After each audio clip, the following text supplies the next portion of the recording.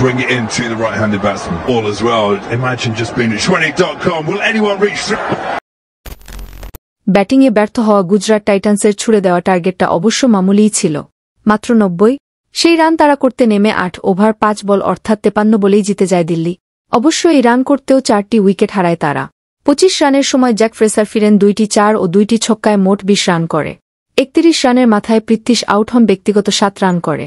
বল হাতে গুজরাটের সন্দীপ ওয়ারিয়ার 3 ওভারে 40 রান দিয়ে 2টি উইকেট নেন। একটি করে উইকেট নেন স্পেন্সার জনসন ও রশিদ খান। ম্যাচসেরা হন ঋষভ পন্ত।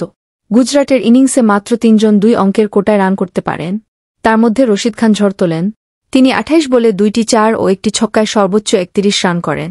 2টি 4-এ 12 রান করেন সাই সুদর্শন, আর 10 রান করেন রাহুল তেওয়াটিয়া।